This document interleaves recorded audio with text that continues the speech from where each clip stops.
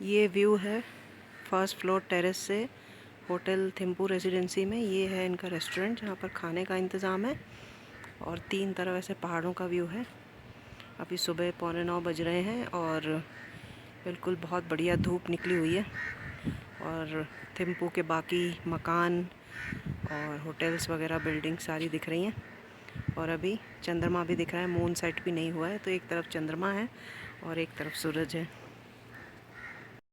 तो थिम्पू रेसिडेंसी से ब्रेकफास्ट करने के बाद हम लोग निकल चुके हैं दोचुला के लिए और हम आज जाएंगे दोचुला और उसके अलावा हम जाएंगे पुनखा जोंग और उसके बाद हम एक सस्पेंशन ब्रिज को देखने जाएंगे। तो रास्ते में हम कई सुंदर जगहों से होकर गुजरे और नज़ारे आप देख सकते हैं कि वो कितने सुंदर थे। और उसके बाद जब हम दोचुला पे पहुँचे तो यहाँ पे बहुत सारे छोटे छोटे स्तूप हैं। असल में दोचुला की हाइट बहुत ज़्यादा नहीं है, 10,000 फीट के आसपास ही है और वहाँ पर बर्फ़ भी पड़ी हुई नहीं मिली हमें, लेकिन यहाँ से व्यू बहुत अच्छा है टेबल माउंटेन और कई और पहाड़ों का। लेकिन बादल होने के कारण हमें सारे क्लियरली दिखे नहीं। तो यहाँ पे जो छोटे छोटे स्तूप हैं तो लोगों का ये मानना है कि 108 है नंबर में, लेकिन हमारे गाइड ने ये बताया कि यहाँ पर करीब 112 स्तूप हैं। और 108 का नंबर भी आपको पता है कि हमारे 27 नक्षत्र होते हैं और हर एक नक्षत्र के 4 पद होते हैं, तो उस हिसाब से हर मंत्र को 108 बार जाप किया जाता है। तो ये पूरा जो बना हुआ है दोचुला, इसमें सीढ़ियों से आप ऊपर जा सकते हैं और टॉप में एक बड़ा स्तूप है और इसका पूरा जो सरकम एम्बुलेशन है वो क्लॉकवाइज डायरेक्शन में किया जाता है, जैसे कि पहले 8 स्तूप जहाँ पे थे वहाँ पर भी बताया गया था। और क्योंकि ये बहुत बड़ा पेरीमीटर है तो काफ़ी लोग सीढ़ियों से ऊपर जाके जो ऊपर स्तूप बना हुआ है केवल उसका सरकम एम्बुलेशन कर लेते हैं, क्लॉकवाइज डायरेक्शन में उसकी परिक्रमा कर लिया करते हैं। तो उससे ये माना जाता है कि इसकी परिक्रमा पूरी हो गई है।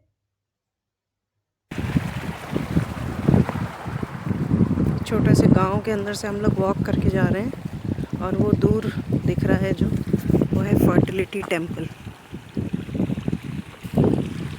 वहाँ तक हमें वॉक करके जाना है। गांव है ये एक टिपिकल छोटा सा भूटानीज विलेज है और यहाँ पर आप देख सकते हैं जो टिपिकल भूटानीज आर्किटेक्चर होता है, लकड़ी के मकान होते हैं, छोटी छोटी शॉप्स हैं, यहाँ पर थांका पेंटिंग्स हैं। और इस गांव में आप हर जगह पर देखेंगे फैलस का सिंबल बना हुआ है, जिसको ये गुड लक का सिंबल मानते हैं, जो कि आपको दुनिया में शायद ही किसी और जगह मिलेगा। बहुत ही रेयरली ऐसे ओपनली फैलस का सिंबल दीवारों पर दुकानों पर बना हुआ आपको कहीं पर भी मिलेगा। तो इसके बारे में मैं आपको आगे बताऊंगी जब हम फर्टिलिटी टेम्पल पर पहुंचेंगे कि ये ऐसा क्यों है और इसकी क्या मान्यता है और किसको ये फॉलो करते हैं। और यहाँ पर ये गांव पे आप देखिए खेत हैं, यहाँ पर हार्वेस्ट हो चुका है, अब ये खेत खाली हैं।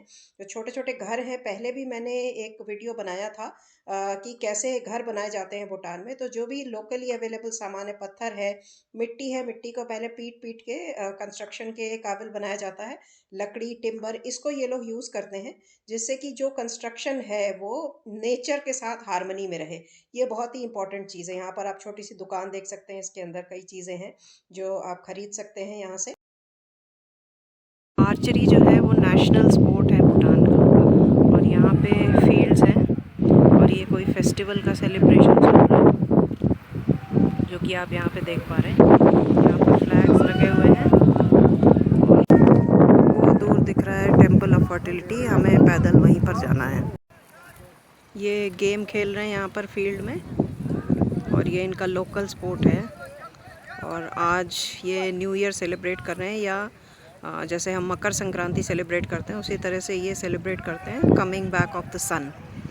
तो वही सेलिब्रेशन है आज। तो ये जो गेम है ये काफ़ी हद तक फुटबॉल की तरह से है और आप देख सकते हैं कि जिस फील्ड में ये खेला जा रहा है ये वही है जहाँ पर फसल उगाया जाता है। तो क्योंकि यहाँ पे विंटर्स बहुत हार्श होते हैं तो समर में ही जो भी फसल उगाए जाते हैं वो उसमें सब्जियां वगैरह जो होती है उसको सुखा के विंटर के लिए बचा लिया जाता है। अब आगे जो हम पैदल जा रहे हैं ये फर्टिलिटी टेम्पल को जाता है ये रास्ता। कुछ सीढ़ियाँ चढ़ के ऊपर हमें वहाँ तक पहुँचना है। वहाँ अंदर फोटोज़ लेना अलाउड नहीं है, तो मैं देखूँ कि मैं बाहर से कितना आपको दिखा सकती हूँ। इस टेम्पल के पीछे मान्यता यह है कि जो कपल्स होते हैं जिनके बच्चे नहीं हो रहे हैं किसी भी तरह से, वो यहाँ पर आकर प्रार्थना करते हैं और एक रिचुअल को निभाते हैं। और ऐसा माना जाता है कि उसके बाद जो है they are blessed with a child, उनके बच्चा होता है। और इसको चिमिलखांग बोलते हैं इस जगह को। भूटान का जो पिलग्रिमेज है उसका हिस्सा है ये।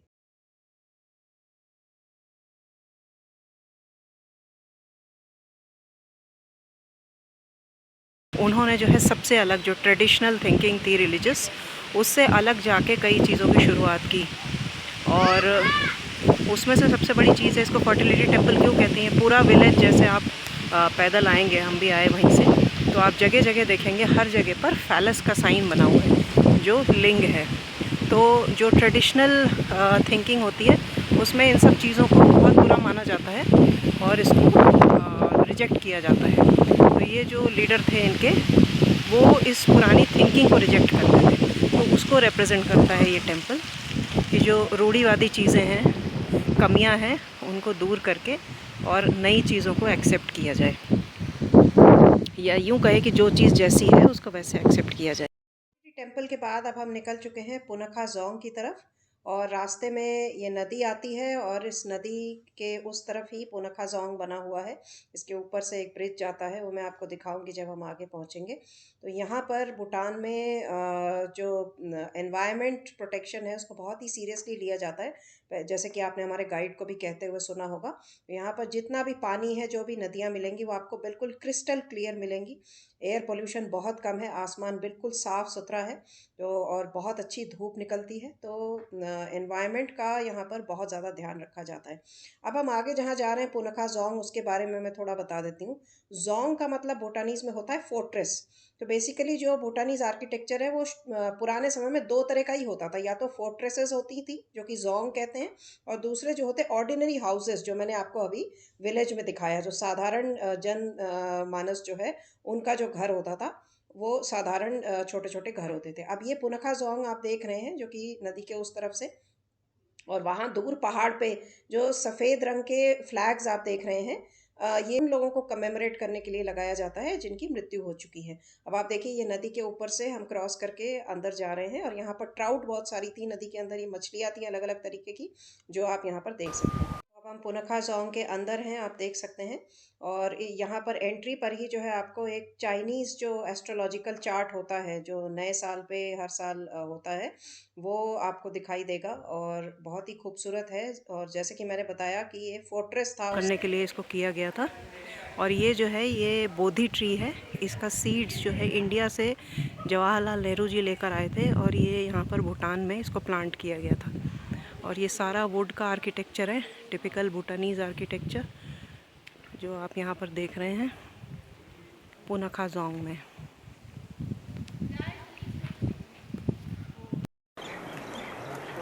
ग्रे बेली ट्री का ये दो है। ये इंडिया में उतना नहीं है। नहीं, पहाड़ों में मिलेगा। और इसके पास ही पुनखा जोंग पूरा बना हुआ है। इसके अक्रॉस ये ब्रिज है, और फिर ये पैलेस में आ जाते हैं, या फोर्ट जो है उसमें आ जाते हैं। और ये एक टेम्पल है इसके अंदर।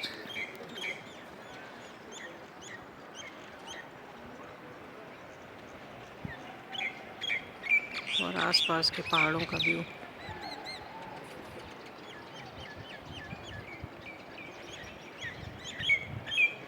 पुनखा जोंग से निकलने के बाद अब हम आगे की तरफ जा रहे हैं, सस्पेंशन ब्रिज की तरफ हम पैदल जा रहे हैं। और बहुत ही खूबसूरत सस्पेंशन ब्रिज है। इसको क्रॉस करके आप जा सकते हैं ऑपोजिट साइड में। वहाँ पर छोटे छोटे कैफ़ेज़ हैं, जहाँ पर कि आप चाय नाश्ता। और जो आज का हमारा दिन था, इसका जो सबसे हाई पॉइंट, जो मुझे सबसे ज़्यादा पसंद आया, वो ये था कि जो विलेज वॉक करके हम गए टेम्पल ऑफ फर्टिलिटी की तरफ, वो सबसे अच्छा था। क्योंकि आपको जो वहाँ की लाइफ होती है, जो वहाँ के लोग हैं, उनके बारे में एक पास से देखने को मिलता है।